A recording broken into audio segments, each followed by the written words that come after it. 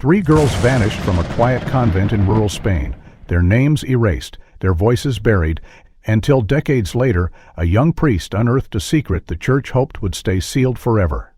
What began as a routine renovation became a descent into forgotten rituals, silenced witnesses, and a truth written in blood.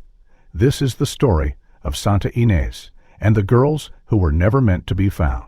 The sun had long dipped below the horizon when the final hymn echoed through the stone-walled sanctuary of the Santa Inés convent, nestled at the edge of the forgotten village of Trevino.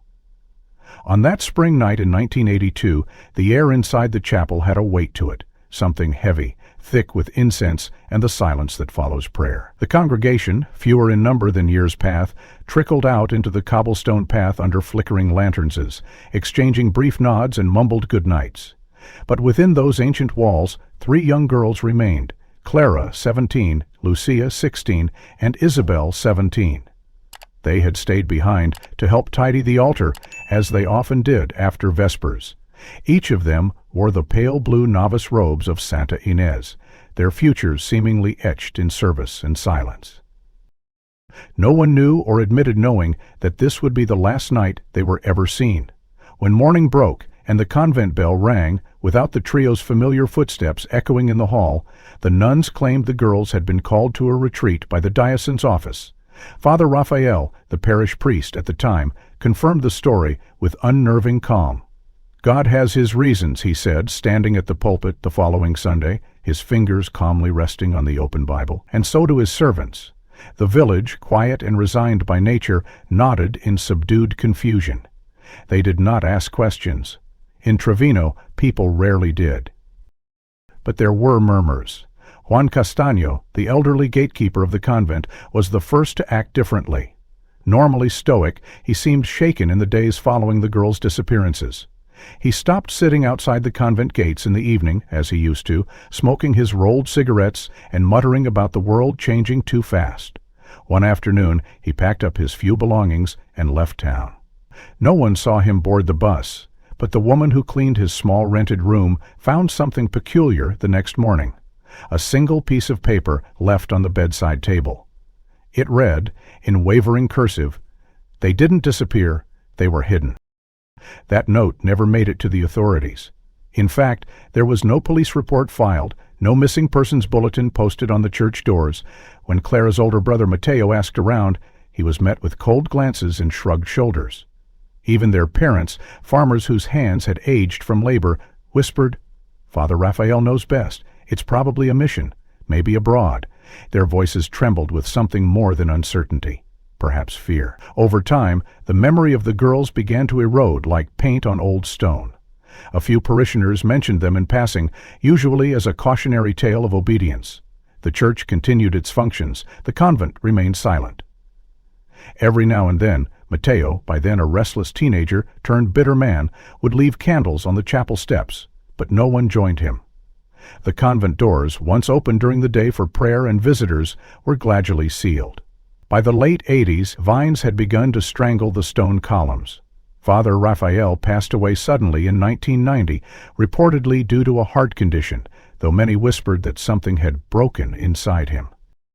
For the next 20 years, the story of Clara, Lucia, and Isabel lived only in fragments.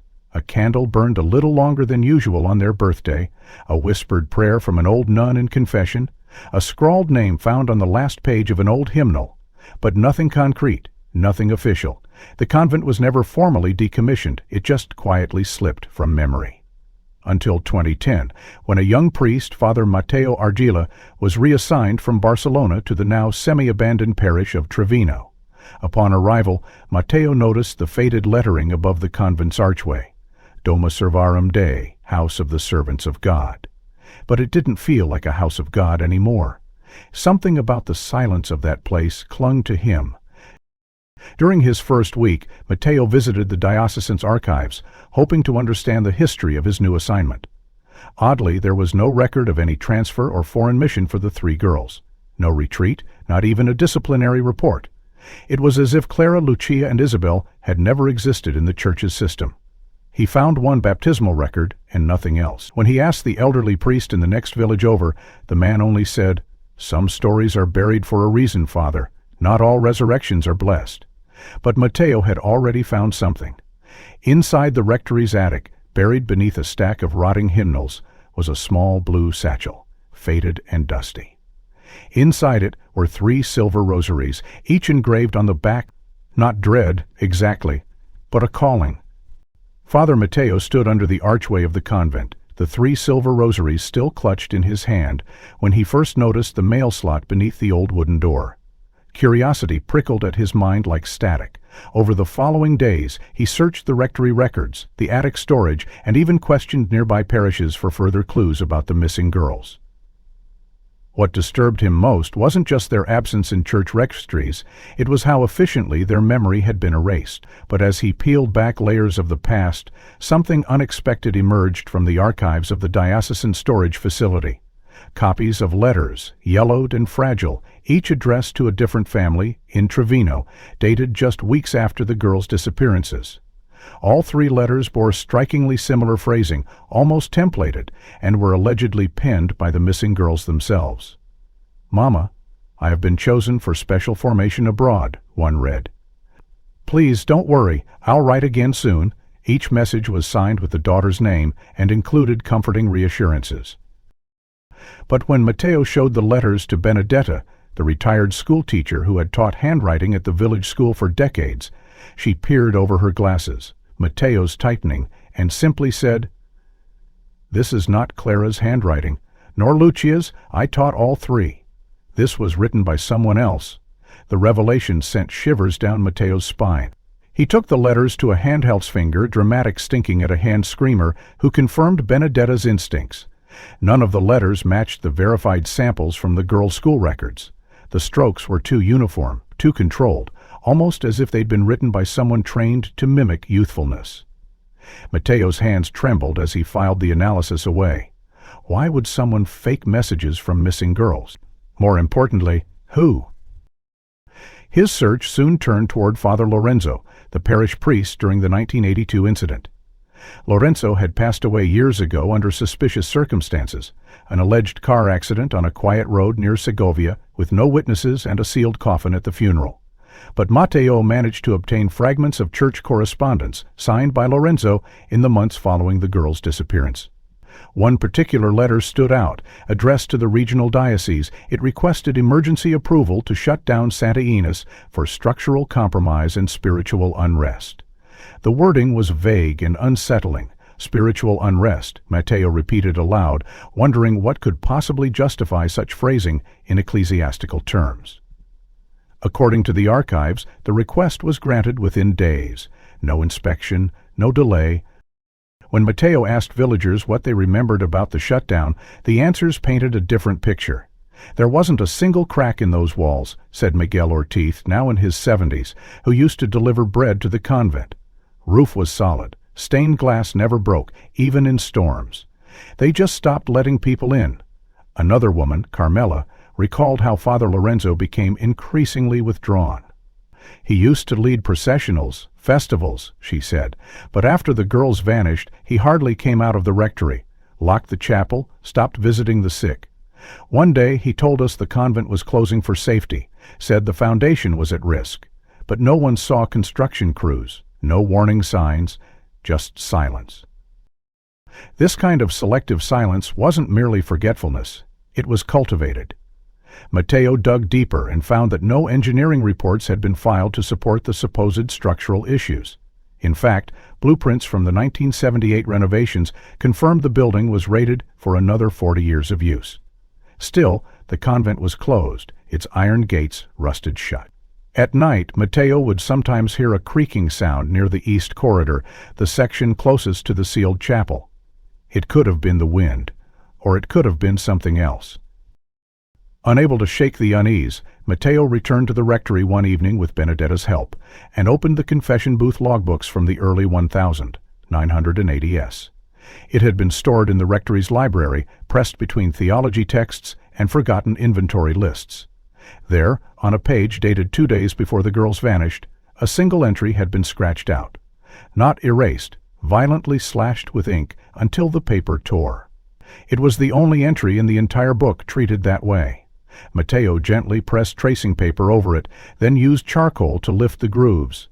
The name, Isabel Gonzalez, the youngest of the 3 missing girls. He stared at the page, heart pounding. Why would someone go through such lengths to erase a confession? And what did Isabel confess so close to the day she disappeared? The questions compounded when he received an anonymous letter slipped under his rectory door. The envelope was plain, sealed with wax bearing no insignia.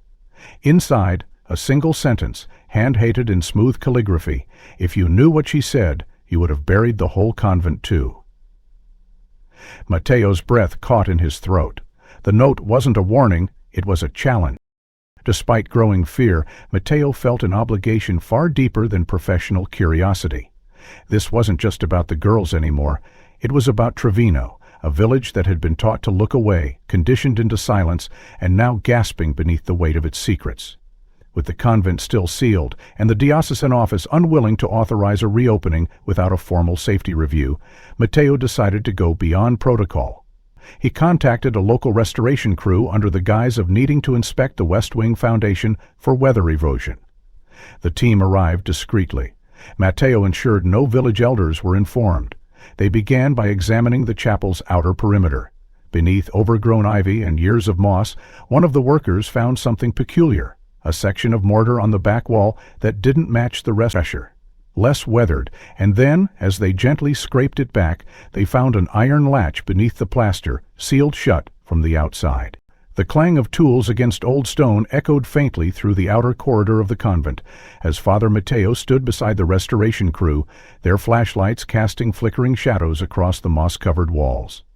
The latch they had uncovered was ancient but intact, set into a rectangular outline that clearly suggested a former doorway, now sealed shut with a mismatched blend of mortar and brick. The seal looked newer than the rest of the wall, not freshly placed, but not quite aged with the surrounding structure either. Matteo's heart pounded as the realization began to settle. Someone had deliberately sealed off access to this part of the building, and not in 1982, as records might suggest. The craftsmanship hinted at something more recent, possibly within the last 15 years. As the workers paused for a break, Matteo slipped away, climbing the narrow stairs toward the rectory's study where he had stored the diocesan blueprints he'd requested weeks earlier. Unrolling the parchment carefully across his desk, he scanned the layout of the convent, the chapel, the dormitory hall, the east wing, the refectory, the garden. But something was missing. There was no structure documented at the location of the sealed chamber they'd just uncovered. No door, no room, no annotation, only an open courtyard, according to the official diagrams. That portion of the building, which clearly existed in the physical world, was absent on paper. Frowning, Matteo traced his finger over the blank space, then looked again at the photographs he had taken earlier that day. A small, windowless extension had been built onto the rear of the chapel, with a roof slightly lower than the rest, and stonework that, while mimicking the original style, bore distinct signs of retrofitting. It was a hidden annex, and its very existence was being denied. The next morning, Matteo contacted the diocesan records office under the pretense of conducting a property inventory update. "I am reviewing the state of Santa Inés convent," he told the archivist, "and I noticed a few discrepancies in the floor plans. Could you confirm when the last architectural audit was conducted?" The man on the other end of the line paused, rustling papers. "According to our files, the convent is listed as an active site under minor maintenance. Last inspection on record was in 2003. Matteo's brow furrowed. "Active?" he asked, "as in still operational?" "Yes, Father," the archivist replied. "The last report stated that 2 sisters remained in residence, Sister Elena and Sister Maria Luisa." Matteo gripped the edge of his desk. "That's not possible," he said, his voice dropping. The close began. "The building has been padlocked for years. No one has lived there since at least the late 80s. But the man insisted, even offered to send over copies of utility billing receipts that showed regular charges for water and electricity through 2009.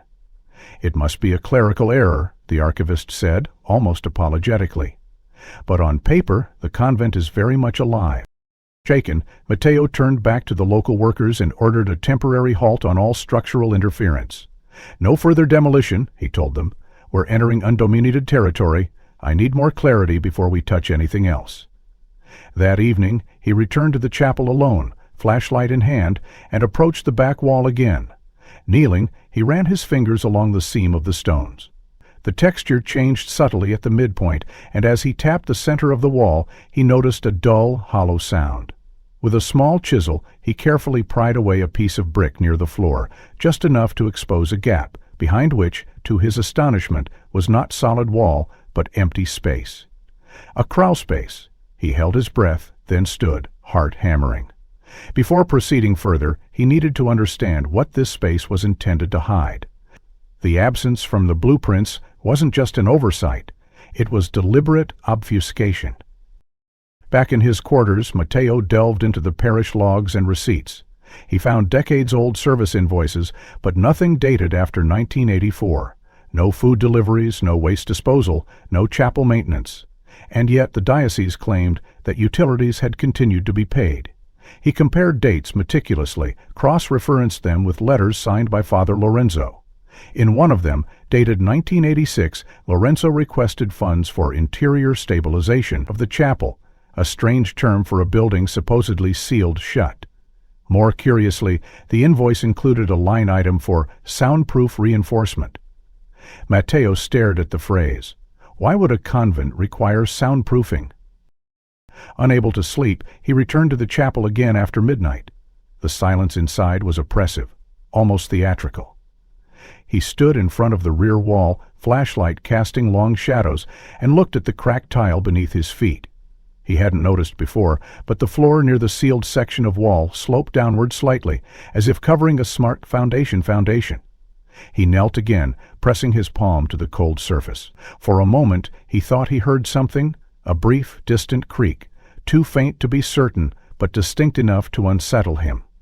Rising quickly, he backed away, uncertain if it was memory, fear, or something far worse that filled the chapel now. Over the next week, Matteo gathered whatever documents he could. He obtained additional blueprints from the regional archive, older than the diocesan copies. These earlier plans, from 1959, matched the current structure almost perfectly, except for one major difference. In the space now sealed behind the rear chapel wall, the blueprints depicted a narrow prayer hall, Chapel of Penance, a small secondary space used for private confessions and spiritual retreats. Its entrance had once been adjacent to the sacristy, but was removed from later maps entirely. The Capilla della Penitentia had been erased. Not destroyed, not modified, erased from record. Matteo began to realize that the building itself was a palimpsest, layer after layer of constructed memory, altered and rewritten to fit a narrative someone else had crafted. He recalled the letter that had been slipped under his door weeks earlier. If you knew what she said, you would have buried the whole convent too. He shuddered. Had something happened in that side chapel, something so unspeakable it required not just physical sealing but spiritual denial? He needed access, but access required permission, and permission required evidence. So Matteo decided to take another route. That night he visited the town's retired contractor, an old man named Firmin Morales who had worked on most buildings in Trevino during the 80s. Firmin lived alone in a crumbling cottage behind the cemetery, surrounded by rusting tools and memories long buried. At first the old man refused to talk, but when Matteo showed him the photographs of the sealed wall and mentioned the Capilla della Penitentia, Firmin's expression changed. They called it something else, he muttered, voice rough from disuse. We were paid double not to ask questions, triple if we left before nightfall. Matteo pressed him for more. Firmin hesitated, then whispered, it wasn't a prayer hall anymore. It was used for something else, something that needed to be forgotten. Matteo left Firmin's cottage with a knot tightening in his chest, the old man's words echoing in his mind like a tolling bell. It wasn't a prayer hall anymore. It was used for something else. That sentence alone altered the way Matteo looked at every inch of the Santa Inés convent. The silence that once felt sacred now seemed suspicious. The dust, the wear, the neglect, none of it felt natural.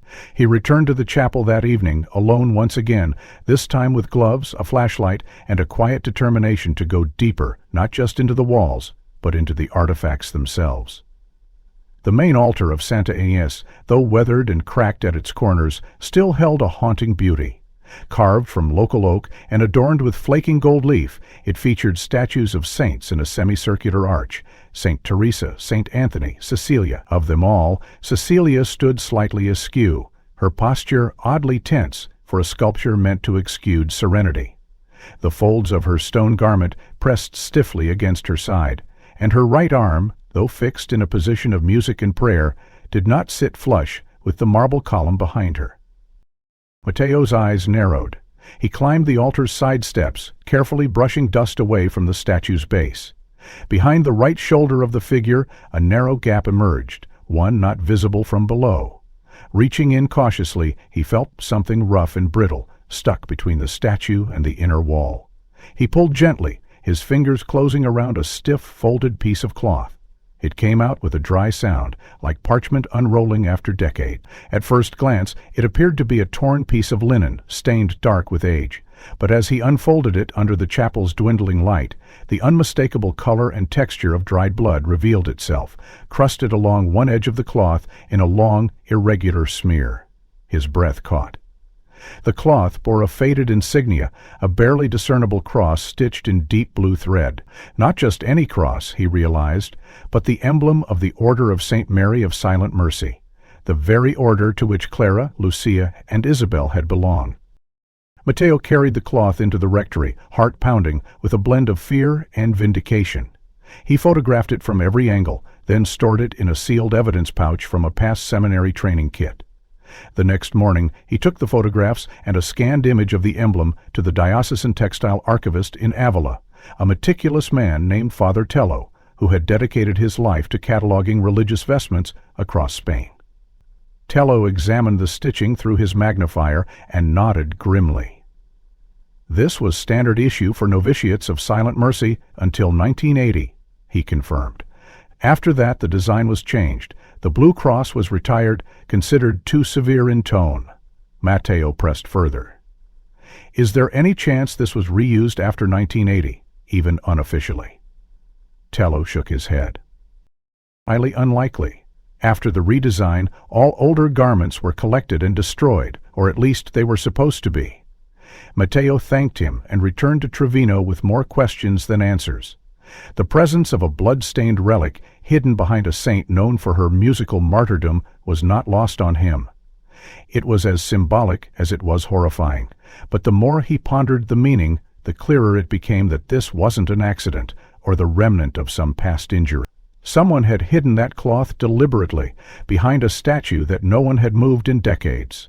It was a message, a silent scream encased in marble and time. He returned to the chapel and stood before St. Cecilia once more, studying her face, serene, lips parted as if mid-hymn. Her martyrdom, according to tradition, came after 3 failed attempts to behead her. In her final moments, she sang to God. Matteo found the symbolism chillingly apt. He began a more thorough inspection of the altar area, this time documenting every inch of the platform, every crevice between wood panels. He found nothing more, but the single cloth was enough.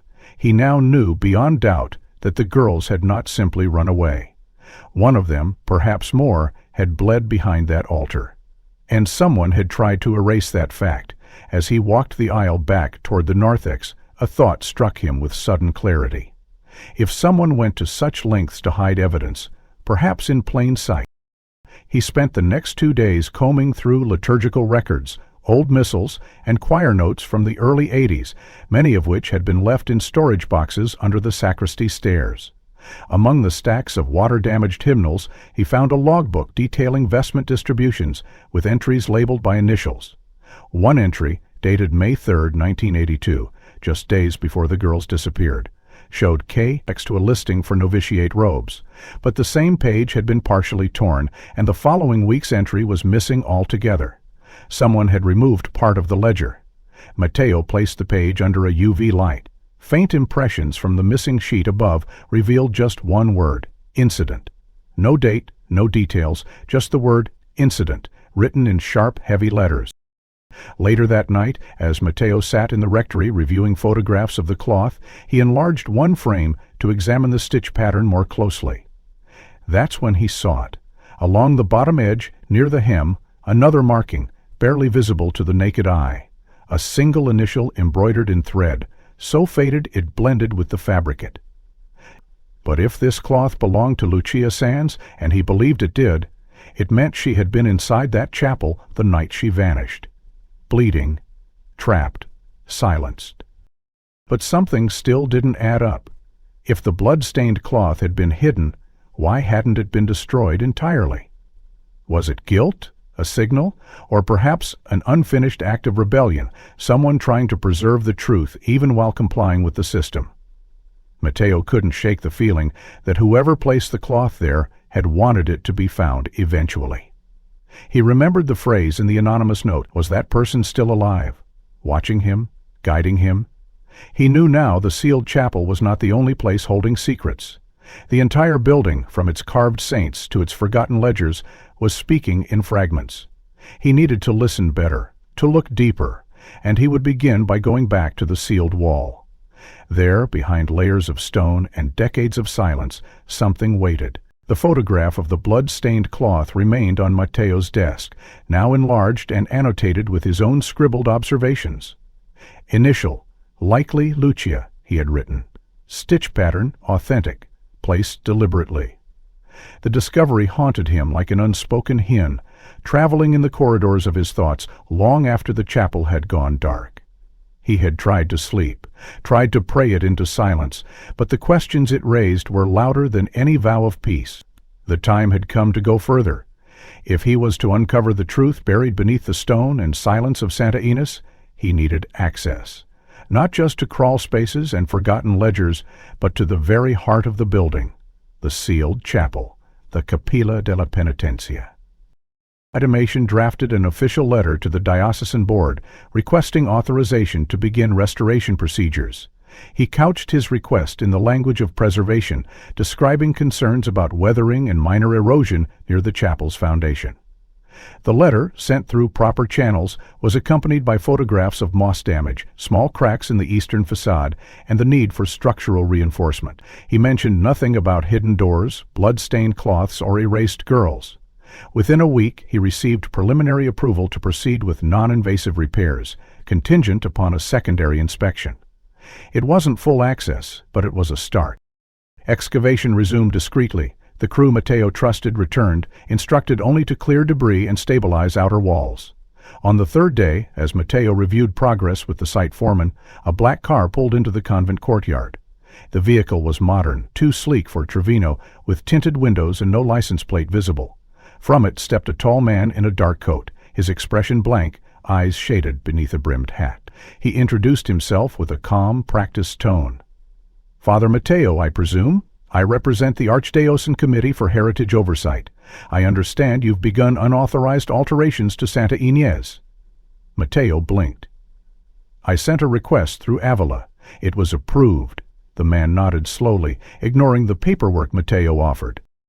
"Process has been suspended," he said. "There are concerns about destabilizing sacred memory." The phrase struck Matteo as rehearsed, even nonsensical. "May I see your identification?" he asked. The man hesitated for just a second too long. "It's pending renewal. I'll have formal documents forwarded shortly." Matteo, ever calm in confrontation, said nothing, only observed. The man added, "It would be in everyone's best interest to cease all further work. The convent is not to be reopened." Then, without further explanation, he returned to his car and drove off. Matteo documented the encounter in his journal. He noted the man's posture, voice, and most of all, his aversion to paper trails. Within hours, he sent an inquiry to the Archdiocese in Avila and received a curt reply. "We have no knowledge of any current field investigators assigned to Santa Inés."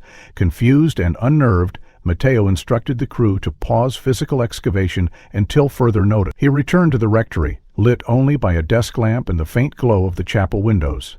There, between his notes and the folded correspondence, he found something new, something that hadn't been there earlier that day. A letter, unmarked, unsealed. It lay flat across the desk, as though carefully placed by an invisible hand. Matteo stared at it before opening. The message inside was handwritten in neat, careful script.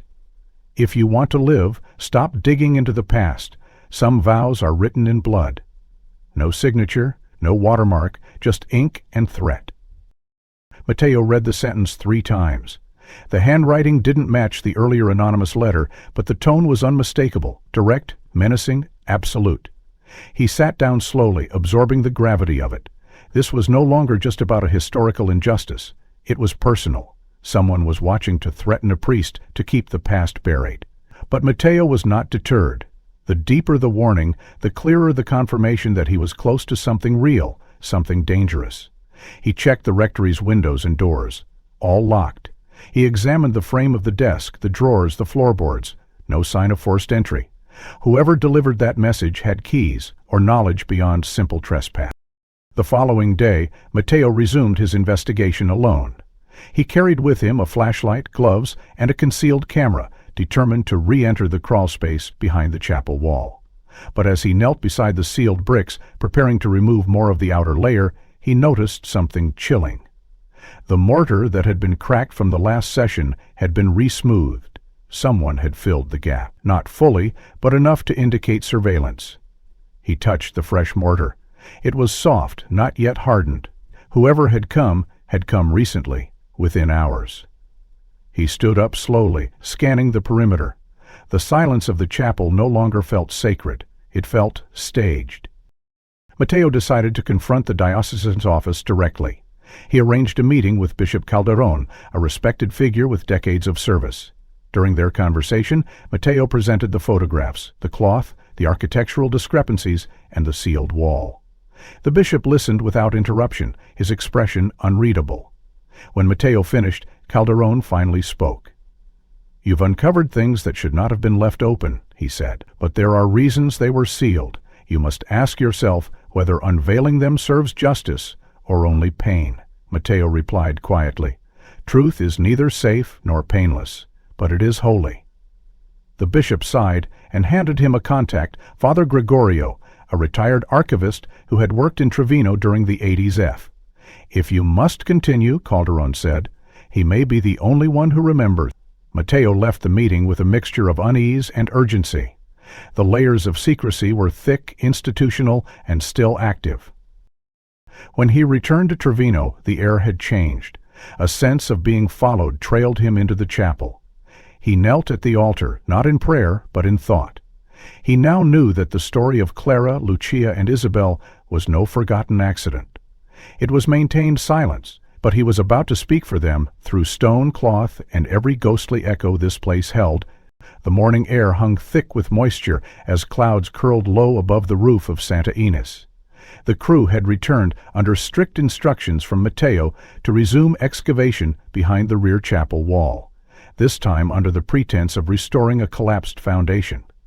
Though apprehension lingered in their expressions, their hands worked steadily, chiseling and prying at the unusual mortar Matteo had first discovered weeks before.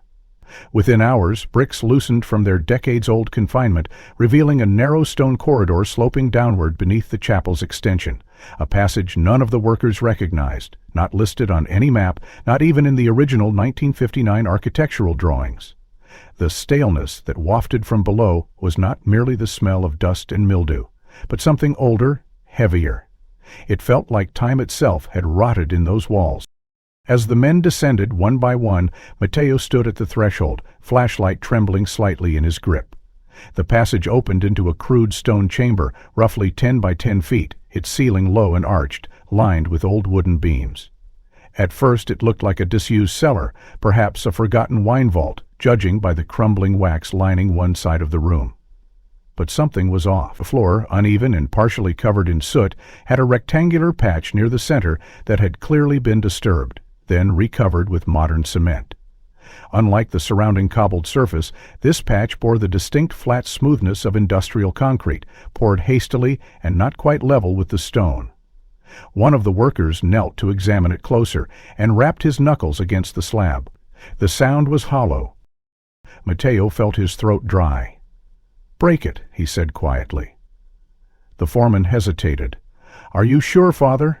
Matteo nodded, more firmly this time. "Yes." The sledgehammer came down with a dull crack, then again, and again chips of cement scattered, exposing the dark void beneath. Dust and age poured upward in a breathless exhale as the slab cracked clean through. Underneath, lay a pit no more than 5 feet deep. Inside it, bones. 3 distinct forms, each curled unnaturally as if laid to rest in haste, not ceremony. The bodies, reduced to skeletons long stripped of flesh, were partially clothed in fragments of decayed fabric, fibers tangled in the hollow curves of rib cages and pelvis.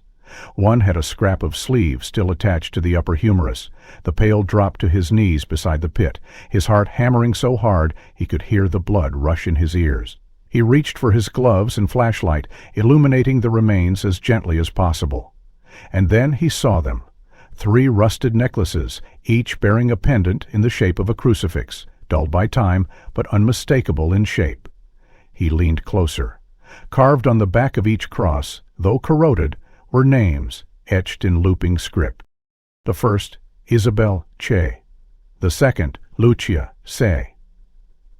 The third, Clara Metspreads, caught in his throat. He sat back on his heels, unable to speak. For a long moment, no one in the chamber moved. One of the workers, a man in his 50s named Rodrigo, crossed himself in silence. Santa Madre, he whispered. Matrio looked at each name again, as if to confirm them against memory. But he didn't need to. They were real. The girls were here. 30 years of silence had ended in a forgotten cellar beneath a convent that no one wanted reopened. But this wasn't just a crime scene. It was a confession, a burial not of bodies alone, but of truth, of history, of guilt. Mateo instructed the workers to halt immediately and stepped outside, calling the local civil guard to report human remains. He didn't mention the names, not yet. As officers arrived, Mateo remained composed, guiding them through the passage, explaining it as an accidental discovery during routine maintenance. The lead investigator, a man named Inspector Vargas, examined the scene professionally, but with raised eyebrows. "This structure isn't listed in any civic record," he muttered, "and these walls weren't sealed off 50 years ago. This cement is too new." "Early 90s, maybe." Mateo nodded but said little. He knew better than to expose everything too soon. As the bodies were carefully removed under forensic protocol, Mateo noticed one last detail. The soil beneath the skeletons was damp, darker than the surrounding stone. He reached in and pressed his gloved fingers against it. Sticky, tarry, as if something organic had seeped from the bodies long after death. He pulled away, heart racing again. Something about that basement had preserved more than bone. The news didn't take long to circulate. Trevino, once silent and resigned, now buzzed with the hushed energy of a town rediscovering its buried sins. Old women wept in doorways. Men stared into their cups. Children were kept inside. Mateo watched from the chapel window as murmurs grew like wildfire, the town's pulse quickening with each whispered name. "They found them," he overheard someone say near the market square. The girls. They were under the church the whole time. By the end of the day, a formal cordon had been placed around the excavation site. The diocesan board sent a representative to oversee the process, this time with proper identification, and Mateo was instructed to suspend all further restoration pending a full ecclesiastical inquiry. But Mateo had seen enough to know the church's interest wasn't in justice. It was containment. That night, unable to sleep, Mateo sat by candlelight reviewing everything he had uncovered so far. The falsified letters, the altered blueprints, the cloth, the threats, the sealed wall, and now, finally, the girls themselves. But one question remained unanswered. Why? Why were they killed? And why buried here within consecrated ground, behind a wall built to erase them? Who decided they had to vanish, and what exactly happened inside the Capilla de la Penitencia the night they disappeared? As the candle flickered low, Mateo opened his journal and wrote 4 names, not just the 3 girls. The 4th was still a mystery, but he was close.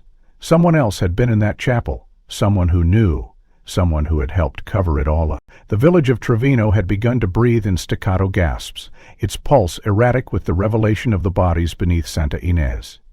Mateo could feel it in the way the townspeople spoke less in public, how the elderly women who once offered him bread now averted their gaze, crossing themselves before retreating indoors. Yet it wasn't resistance he sensed, it was fear, resurfacing like a bruise pressed too long under silence. In the midst of this shift, one voice emerged from the quiet, clear and deliberate. Benedetta, the retired schoolteacher who had once recognized the forged letters, appeared at the rectory one morning unannounced. She looked older than Matteo remembered, her shoulders more hunched, her eyes heavier, but she carried with her a presence that made the air settle. "I need to speak," she said, without waiting for an invitation. He led her inside, poured her tea, and waited. For a long moment she said nothing. Then, slowly, she unfolded a small, worn envelope, yellowed at the edges. Inside was a single sheet of paper. "I never told anyone," she began, "because I was afraid of what it would mean."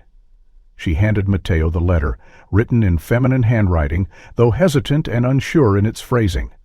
"It was signed only," Benedetta explained. "Lucia gave this to me in April of 1982. She asked me to hold on to it, said she didn't trust the others at the convent. She said Father Lorenzo made her uncomfortable." Matteo's fingers tightened around the letter. "Uncomfortable how?" he asked. Benedetta's lips trembled. She implied there was something emotional. She said he watched her too long during confessions, that he touched her shoulder when she passed, that he once told her she was chosen. Matteo read the letter again. It wasn't a direct accusation, but the undertone was undeniable. "If something happens to me," Lucia had written, "please remember I said this. Please don't forget." Matteo leaned back in his chair, mind racing. The idea that Father Lorenzo might have harbored inappropriate feelings toward one of the girls didn't just complicate the narrative, it darkened it. It gave motive to secrecy, to fear, to silencing, and it reframed the discovery of the bodies not as random tragedy, but consequence. He asked Benedetta, "Why now?" She looked at him, her voice a whisper, "Because they found the crosses, because now it matters what I say." That night, Matteo reviewed every record he had on Lorenzo, the sermons, the letters, the inventory notes. The timeline became clearer with each page. Lorenzo's demeanor shifted dramatically in mid-1982. His handwriting became more erratic, his sermons shorter, his notes, once meticulous, started skipping dates altogether. And then, in early 1983, he abruptly requested leave to visit his brother in Malaga, a visit that had never been verified. Matteo couldn't shake the feeling that something had broken in Lorenzo, something that had either driven him to cover up a horrific act or forced him into participation under duress. Digging further, Matteo requested Lorenzo's death report from a hospital archive in Segovia. The official story had always been that Lorenzo died in a solo car accident in 1990. His vehicle had veered off a mountain road and tumbled into a ravine. A closed-casket funeral had been held days later, attended by only a few senior clergy, but when the report arrived, Matteo noticed something strange. The autopsy listed cause of death as cervical fracture, a broken neck. But what stood out was the timing. The break had occurred several hours before the crash. The report noted minimal trauma from the actual impact.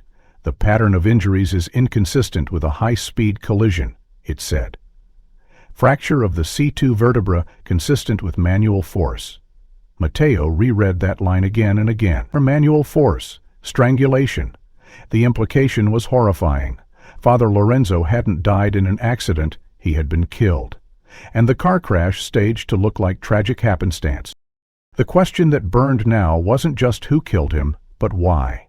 Was it guilt, Grutatio's retaliation, or the result of knowing too much? Matteo compared timelines again. Lorenzo had begun requesting supply shipments again in 1985, years after the convent had supposedly closed. Invoices noted cleaning materials, incense, candles, and curiously, wooden beams and fresh plaster. Items one might need not for prayer, but for sealing. The cement discovered over the cellar now took on new meaning. Matteo had suspected it was poured in the early 90s summit, but perhaps it was earlier, done in stages, with the final layer added later to obscure deeper sins. He brought this theory to Inspector Vargas, who agreed to re-examine the crash site. The ravine showed little evidence of impact even 30 years later. No guardrail damage, no tire marks. The vegetation near the crash had grown undisturbed. "If I didn't have the report," Vargas said, "I'd say no car ever went off that road." Meanwhile, whispers returned to the town square, some claiming Lorenzo had confessed something weeks before his death, others saying a nun had been seen weeping at his funeral, though no one could recall her face. Matteo followed each thread carefully, cautiously, as if walking through a minefield of memory. When he returned to the Capilla della Penitentia, it felt colder than before, as if the earth itself knew what had been unearthed, and recoiled in shame. He stood at the edge of the pit where the girls had lain, now covered in tarpaulin and surrounded by forensic tape, and he realized something else. Their crucifixes had been placed carefully. They weren't ripped from the body or buried by accident. Each chain had been arranged near the chest, hands clasped around them in a posture of false peace. Whoever buried them wanted it to appear like prayer. The days following the revelation about Father Lorenzo's death were marked by a strange, almost reverent silence throughout Trevino. No one dared speak of the man in public anymore, not with the newly exhumed truth cracking through the village's historical facade like fault line. Matteo, unable to rest, continued his nightly visits to the grounds of Santa Inés, driven by a mounting sense that something more waited to be uncovered, something even the bodies and broken rosaries had failed to reveal. One evening, just before dusk, he wandered beyond the main chapel toward the overgrown garden that bordered the convent's rear slope.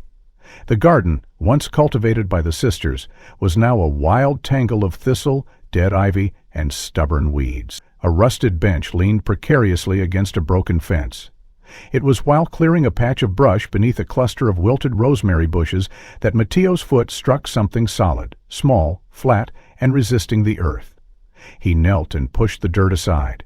There, half buried beneath a layer of loam and stone, lay a weather-beaten, leather-bound book, its corners curled, its spine barely holding together. A makeshift ribbon, faded crimson, protruded from the middle. Carefully, Matteo opened the cover. The first page read, "Property of C.M., Santa Inés, 1982. Clara Moreno." The ink inside had blurred with age in places, but much of the text remained legible, her handwriting neat, and leaped with the careful strokes of a girl who had once wanted her words to matter. Matteo read slowly, each sentence another pebble dropped into the depths of his chest. "They won't let us leave the rear wing," she had written. "We're only allowed to the side chapel and garden. No more evening prayer with the others. Sister Leonore said it's for reflection, but Isabel cries every night. Luciana won't speak at all." Further entries painted a picture not of religious devotion, but isolation and psychological pressure. The girls had been confined to what Clara called the penitential retreat, a regime of silence, repetition, and controlled sleep, enforced not by all the nuns, but under the direct instruction of someone she never named outright. Until, on the 11th entry, she did. "They say we must prepare for the sacrament of atonement," Clara wrote. "There will be a night confession with the visiting father. He arrived from the diocese 3 days ago. His name is Father Esteban. He does not smile. He watches us as if we were wrong. He says we are chosen because we failed to obey the inner call. He says we must be cleansed." Matteo sat back against the fence, the diary trembling in his hands. The name Esteban sent a jolt through his spine. He recognized it. He had seen the name in an old directory of the Avila diocese while researching Lorenzo. Esteban Ramos, listed briefly as spiritual director at Ledge for the 19-81198-3 period before disappearing from clerical roles entirely. No resignation, no reassignment, just a blank. The pages that followed in Clara's diary grew increasingly disjointed. Some entries were scratched hastily, some smudged with what looked like tears or water damage. "He asks questions that make my stomach twist," she wrote in one entry. "He says we must speak our impurities into the air so God can hear. He touches our hands too long. He smells like ash and clove." Another entry, dated just 2 days before the last, was barely a paragraph. "Lucia tried to run. She made it to the garden gate, but Sister Leonore found her. They told us she would not return until she was pure again. Isabel hasn't left her cot. I hear whispering in the walls at night. Not rats, voices. Someone is reciting prayers backward." Matteo pressed his hand over the page. These weren't merely ramblings of scared girls. They were evidence of spiritual abuse disguised as ritual, of authority used to break, not build. And most damning of all was Clara's final entry, dated the very evening of their disappearance. "Tonight is the rite. Father Esteban said it is the last phase of our redemption. We are to enter the Capilla de la Penitencia after midnight. Only candlelight, no witnesses. He says the chapel will hold what the world must not see. I don't feel ready. I don't feel safe. If someone finds this and I am gone, please don't let it be buried with me. Mateo felt the blood drain from his face. The rites had not been spiritual, they had been a cover. A staging ground, and Clara, Lucia, and Isabel had known something was wrong even as they were led into that sealed room, but they'd had no one, no advocate, no protector, and Esteban Ramos, the orchestrator, had vanished without consequences. In a dusty, unindexed box, he found an unsigned letter sent to the bishopric around the time of Esteban's disappearances. It read, "The matter of the penitential rite must not be revisited. Let the ashes remain cold. Let the shepherds guard their silence." Mateo stared at the letter for a long time. The language was unmistakably defensive, protective, institutional. He returned to the diary, scanning every word for more names, more specifics. One passage mentioned a drug bringer like us who had accompanied Esteban. Another referenced a ceremony conducted without the blessing of the convent's Mother Superior. These weren't just isolated acts. They were coordinated, sanctioned by someone beyond Trevino. The implication was staggering. That night, Mateo placed the diary in a sealed case and prepared a report for Inspector Vargas. But before submitting it, he made copies. One for the bishop, one for his personal records, and one to be mailed to an independent religious journalism group he trusted in Madrid. He no longer believed the church would handle this from within. He now understood that what had been buried wasn't just violence, it was a theology weaponized. And it had a name. The weight of Clara's diary lingered in Mateo's chest like a stone sunk to the bottom of a well, unmoving yet ever present, pressing against every breath and every thought. He knew what he had now wasn't just a collection of fragmented tragedies, but the outlines of something systemic, an undercurrent of coordinated silence stretching beyond Trevino. Motivated by what he read, he returned to the diocese's archives, this time not with requests, but demand. The auxiliary bishop of Avila, under pressure from the growing media attention following the public release of the Capilla discovery, reluctantly granted Mateo temporary access to older sealed clerical records. With a single lamp flickering above him in the stone vault beneath the chancery building, Mateo combed through box after box, many of them untouched for decades, the edges of manila folders curled with age and humidity. It was in the sixth box, labeled innocuously as Transfers and Religious Formation H19791989, that he found it, a folder marked only with a red X and the word discretion. Inside were records from 6 different convents scattered across the Castilian countryside, small, remote, mostly forgotten. In each case, a young novice had been reported missing by a family member, only for the official church response to describe their departure as a personal discussion of spiritual divergence. Mateo made notes. The names varied: Maria J., Teresa H., Inez B., and others.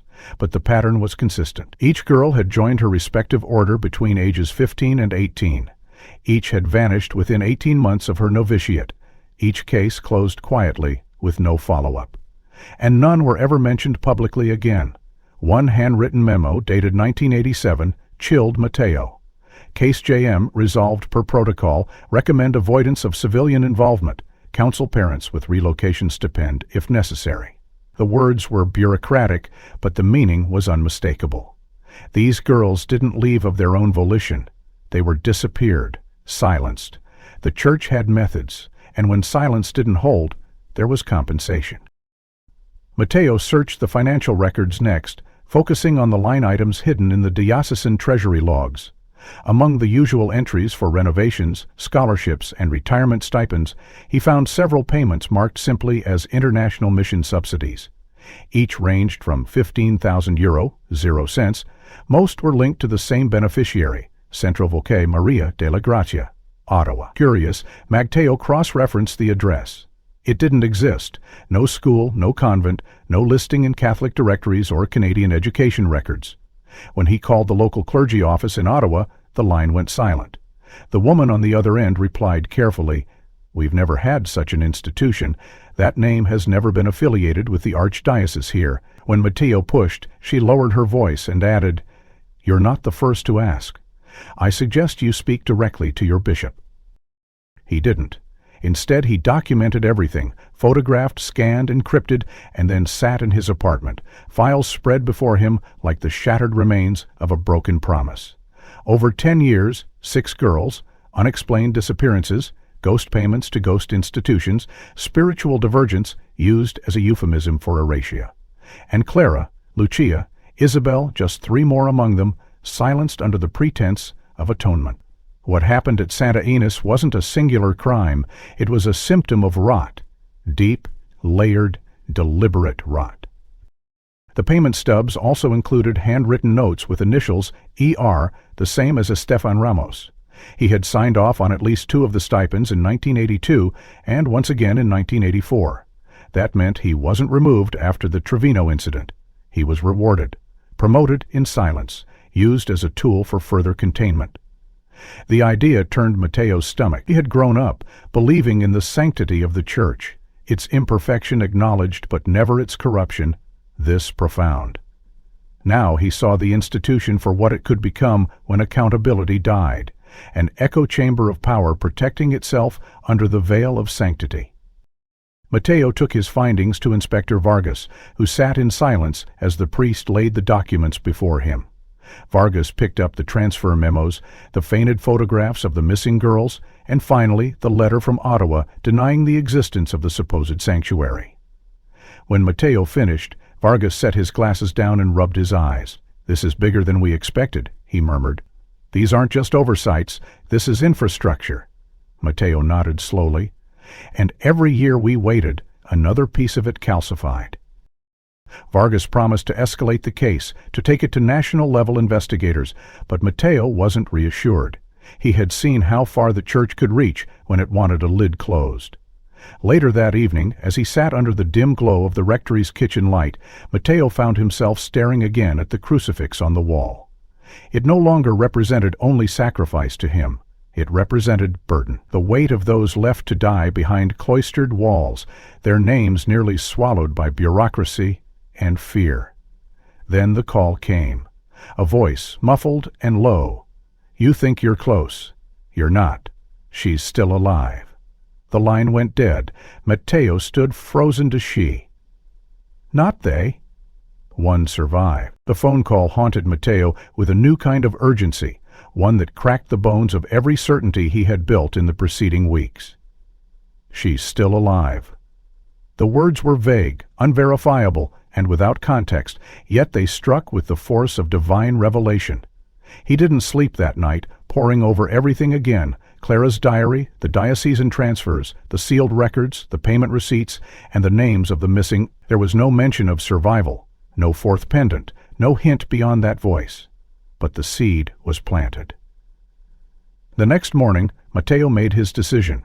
He walked into the regional office of La Voz de Castilla, a respected newspaper known for investigative journalism, and requested a private audience with their editor-in-chief. What followed was a 4-hour session in which Matteo presented every document, photograph, and testimony he had collected, each piece laid down like evidence at a trial. He didn't soften his claims, didn't hedge his words. He spoke of buried bodies, systemic abuse, forged identities, ghost payments, and the complicity of silence. The editor, a woman in her early 40s named Leticia Marin, listened without interruption. When he was done, she asked him only one question. "Are you ready for what happens next?" Matteo replied, "If I wasn't, I'd be in the chapel praying for courage. But I'm here." 3 days later, the front page bore the headline, "Convent of Silence, 3 girls, 1 mass grave, and a church that paid for the silence." The story exploded. Within hours, national outlets picked it up. By the end of the week, it had reached international attention. Reporters swarmed Trevino, trucks with satellite dishes parked along the narrow cobbled streets. TV crews broadcasted from the chapel gates. Matteo became both hero and heretic in the eyes of the public. But it was the chain reaction that followed which shattered the final veil. A week after the story broke, a letter arrived at the newspaper's office. It came from a retired theology professor named Miguel Anselmo, age 70, once affiliated with the Pontifical University of Salamanca. He requested a private meeting with Mateo. When they met in a quiet corner of a seminary courtyard, Miguel walked with a cane, his hands shaking slightly as he held out a folder. "In 1982, I was hired by the Diocesan Crisis Team," he began. "Not as a priest, but as an academic. They told me there had been an incident, a breakdown during a spiritual exercise at a rural convent. They said I was to review psychological evaluations, write a sanitized report, and ensure nothing remained that could spark scandal." Mateo took the folder and flipped through the pages, handwritten notes, memos, and psychological profiles of 3 unnamed girls, labeled only as Subject A, B, and C. All matched the profiles of Clara, Isabel, and Lucia. "I was told they'd been consumed by hysteria," Miguel continued, "and that the situation had been resolved permanently. I was never told about the cellar. I didn't know they died." His voice cracked. "I thought they'd been institutionalized abroad. I believed the lies because I didn't want to know the truth." Mateo thanked him. The man's testimony confirmed the institutional effort to obfuscate. The girls weren't just forgotten, they were administratively erased. The final piece came when Mateo visited a care facility in Segovia, following a tip from Leticia's investigative team. There, in the corner of a pale green room, sat an old man named Rafael Núñez, once the gatekeeper at Santa Inés. Matamoyle's eyes were clouded with time, but recognition sparked as Mateo introduced himself. "I know why you're here," he said. His voice was brittle, but clear. "I've waited a long time for someone to ask." Mateo sat beside him. Rafael continued, "The night they vanished, I was told to unlock the rear cellar. I was told the girls had misbehaved, that they needed cleansing. I didn't ask questions, but I saw them, all 3. Clara clutched her rosary like it could save her. Isabel tried to run even as they pushed her down the stairs. Lucia, she didn't speak, just stared like she already knew it would end there." His eyes welled with tears. "I locked the door, and they told me this never happened, and you'll never speak of it." He looked at Mateo with a kind of tired absolution. "I was a coward. But I remember, every day." With Rafael's statement, Miguel's documents, and the journalistic weight of the national media, the case moved quickly. An inquiry was launched by Spain's federal authorities. Arrest warrants were issued, some diocesan officials resigned, others vanished Esteban. Ramos was never found, though an international warrant was filed in his name. The fictitious vocational center in Ottawa was exposed, dismantled, and revealed to be nothing more than a paper trail leading to offshore accounts. The convent of Santa Inés was declared a crime scene and placed under federal jurisdiction. A month later, a small private funeral was held in Trevino for Clara, Lucia, and Isabel. Mateo officiated the Mass, his voice trembling only once when he read Clara's final diary entry aloud. Townspeople who had remained silent for decades wept openly. In death, the girls were finally known not as rumors or cautionary tales, but as victims of something far larger than any of them could have imagined. But the question from the call still haunted Mateo. She's still alive. Though investigators found no trace of a 4th girl, no record of survival, Mateo kept one photo of the 3 girls at the convent gate and sometimes stared at the blur in the background, the figure just barely out of frame. A shadow, a possibility. Santa Inés would never be reopened, not as a house of God. But on its grounds, a memorial was built, 3 names engraved in brass, 1 space left blank. Beneath it, the words, "To those silenced, we remember." We see you now. If this story moved you, don't forget to like and subscribe for more real-life inspired mysteries like this one. What part of Clara, Lucia, and Isabel's journey struck you the most? And where in the world are you watching from? Let us know in the comments. We read every one.